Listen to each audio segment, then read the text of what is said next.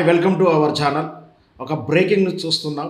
Assembly ప్రాంగణంలో media point వద్ద మీడియాపై ఆంక్షలు విధిస్తూ ఉక్కుపాదం మోపుతూ అసెంబ్లీ చీఫ్ సెక్యూరిటీ ఆఫీసర్ ఆదేశాలు ఇచ్చినట్టుగా తెలుస్తుంది. మన అందరికీ తెలుసు, అసెంబ్లీలో మీడియా పాయింట్ అనేది ఒకటి ఉంది. అక్కడ ప్రతి నాయకుడు వచ్చి ఎవరైనా సరే మీడియాను ఉద్దేశించి మాట్లాడవచ్చు. మీడియాకు తమ చెప్పదలుచుకున్న సందేశాన్ని కానీ దాని భావాన్ని కానీ వ్యక్తీకరించవచ్చు. ఇంతవరకు వాళ్ళు చేస్తున్నటువంటి సేవలకు కానీ లేదా ప్రభుత్వాన్ని ప్రశ్నించాల్సినప్పుడు కానీ లేదా ప్రభుత్వం చేస్తున్నటువంటి కార్యక్రమాలను ప్రజలకు చేరవేసేంత వరకు మాధ్యమ మార్గంగా ఉండేటువంటి మీడియా పాయింట్ అనేది ఒకటి ఏర్పాటు చేశారు. అక్కడ ఎవరైనా మాట్లాడవచ్చు, ఏదైనా స్వేచ్ఛగా మాట్లాడవచ్చు. అలా మాట్లాడిన దాన్ని వార్తా సంస్థలు లేదా వార్తా పత్రికలు, వార్తా ఛానళ్ళలో ప్రచారం అవుతూ ఉంటాయి. ప్రజలకును ప్రజా నాయకులకును మధ్యగా ఉండేటువంటి మీడియా మధ్య మార్గంగా ప్రజల తరపున ఇచ్చేటువంటి వాయిస్ని వినిపించేటువంటి మీడియాపై ఆంక్షలు విధించడం, అది అసెంబ్లీ సాక్షిగా అసెంబ్లీలోనూ మీడియా గొంతు నొక్కేలా చేసినటువంటి ఉక్కుపాదం. అక్కడ మీడియా పాయింట్ వద్ద ఎవరైనా సరే ప్రతిపక్ష పార్టీ నాయకులు మాట్లాడేది ఏదైనా సరే రికార్డెడ్గా ఉండాలి, కానీ లైవ్ కార్యక్రమాలు అక్కడ పెట్టకూడదంటూ ఆంక్షలు విధిస్తున్నట్టు తెలుస్తుంది.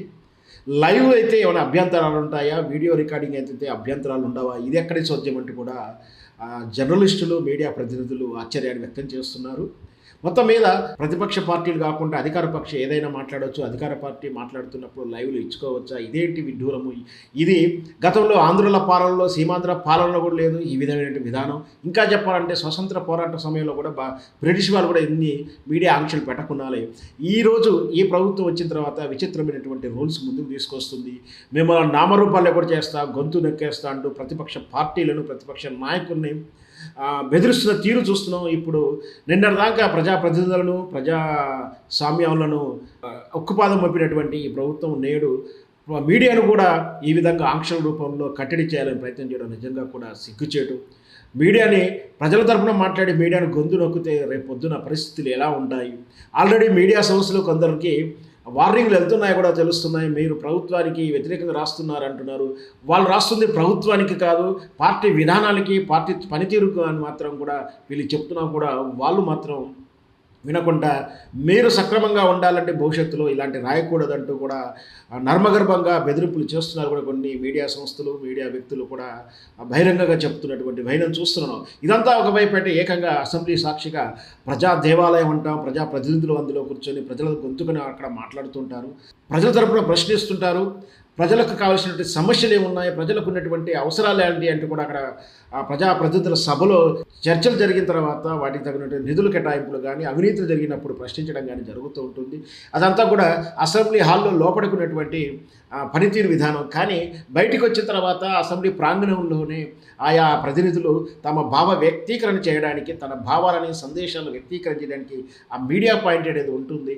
అక్కడ కూడా ఈ భావ స్వేచ్ఛ లేకుండా ఇక్కడ కట్టడి చేయడం ఎంతవరకు సమంజసం అని కూడా మీడియా ప్రతినిధులు ప్రశ్నిస్తున్నారు. మొత్తం మీద మీడియాను కూడా తన కంట్రోల్ తీసుకోవాలని, ఉచ్చాధిపత్యం చేయాలని, మీడియాను తన కంట్రోల్లో, కనుసన్నల్లో ఉండాలని, తను చిటికేస్తేనే పని అవ్వాలని, చిటికేస్తేనే కనుసైకిల్తో పని చేసుకోవాలని అనుకుంటున్నాడేమో రేవంత్ రెడ్డి గారు. ఈ విధానానికి కాదంటూ కూడా మీడియా ప్రతినిధులు వాపోతున్నారు. మొత్తం మీద మీడియాని కంట్రోల్ పెట్టుకోవాలని చూసుకోవాలన్నా, మీడియాని ఒత్తాలని చూసినా, మీడియాను తొక్కాలని చూసినా కూడా అసలు ప్రజానాయకులు తెలుసుకోవాల్సింది ఏంటంటే, స్ప్రింగ్ని ఏ విధంగా అయితే గట్టిగా ఒత్తితే, అదుపు పట్టుకుంటే అది చిమ్మి స్ప్రింగ్ ఏ విధంగా ముఖం పగిలేలా చిల్లుతుందో ఆ విధంగానే మీడియాను అణగదొక్కాలని, మీడియాపై, ప్రెస్పై ఆంక్షలు విధించాలని చూసిన మహామాయ నాయకులు కాలగర్భంలో కలిసిపోయారు.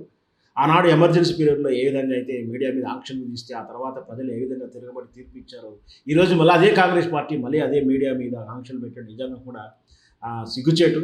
మరి చూద్దాం, వేచి చూద్దాం. ఇది మౌఖిక ఆదేశాలన్నా, వ్రాతపూర్వకంగా ఆదేశాలు ఇస్తారా? రేపు నిర్ణయం ఎలా ఉండబోతుందో కూడా మనం వేచి చూద్దాం.